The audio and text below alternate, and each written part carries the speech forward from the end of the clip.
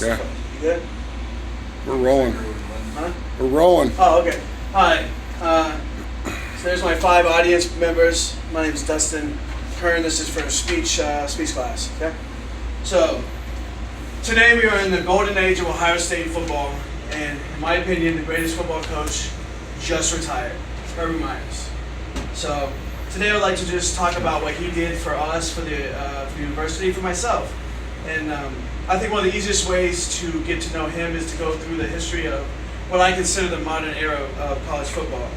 And so according to sportsreference.com, that would be from Earl Bruce, 1979, to Urban Meyer last year, 2018.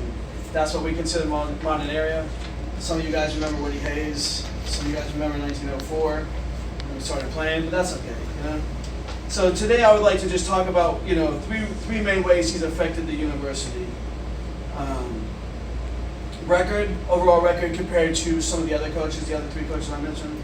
Of course, his record against the team up north, which is impressive. I would like to cover his overall effect and how he left the program, and in my mind, our minds, and then how some of the other coaches left it, so we can see kind of a contrast. And then lastly, we can look at just how he was viewed as an overall coach. Ohio State is a national brand. Let's just see how he was. So firstly, let's talk about some of their records. Earl Bruce, 1979 to 1987. He had 81 victories, 755 winning percentage. Second was John Cooper. That's the coach I remember. Some of you guys remember him. 1988 to 2000, 111 wins, 715 winning percentage. Third was Jim Tressel, 2001 to 2010. Now, we do not count Luke Fickell's year because he wasn't technically a head coach. He was only an interim coach. Tress had an 828 winning percentage and only lost once to Michigan. And then, of course, Urban Meyer had a 902 winning percentage and never lost. All that is according to sportsreference.com. So if you look at their individual records against Michigan, neither Bruce nor Cooper didn't have a winning record against them, like I said. And then Tress only lost once, and then Urban never lost. So right there, it just shows that he was a great coach, you know. And then Tressel won 1 national championship. Urban Meyer won 1 at Ohio State. Neither one of the other 2 coaches did. So right there shows a lot of good coaching. Now that we've talked about the wins and losses, let's talk about the lasting effect.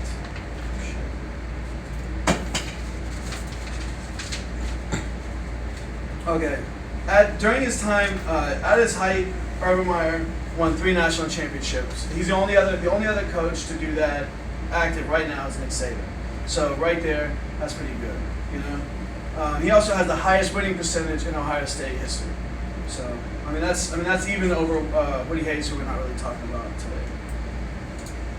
The Dayton Daily News points out that Urban Meyer had the 3rd highest winning percentage and the 3rd highest winning percentage in all of college football history.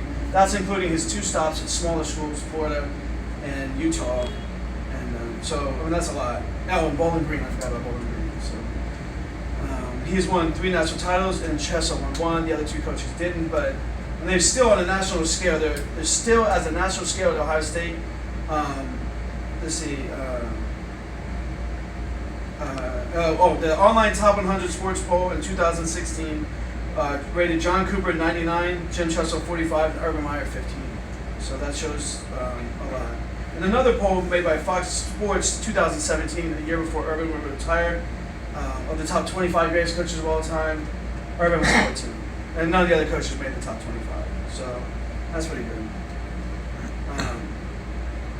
And so the lasting impressions Urban Meyer had on Ohio State is, well, he never had a scandal. You know, he started something called Real Life Wednesdays.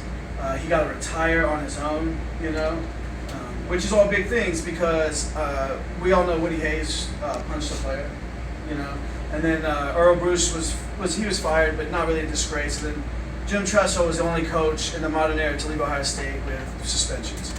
He cost us a national championship for 1 year. He had 3 scholarship reduction and 1 bowl ban. So, you know, as far as that goes, you know, in the modern era, only Tressel really did that. You know. We have specifically looked at wins and losses from all the coaches.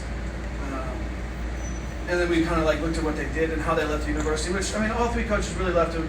Had good impacts in the community. Urban had his foundation. You know, they all have foundations. They're all good men, but only one of them left with a black stain. So you might be saying, what does this matter? What do I really care about the golden age of Ohio State football? You may not even be football fans. You know, that's okay because you know what? Right now we're starting a new era, the Ryan Day era, and somewhere, some father of a young kid is going to take their daughter or their son to their first Ohio State game, and maybe it'll be like my first Ohio State game.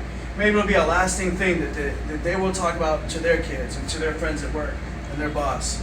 You know what I mean? And then maybe that will be the golden era to them. Maybe like when I was a kid, the only time I got spent with my dad, an over the road trucker, was watching football. You know, when I was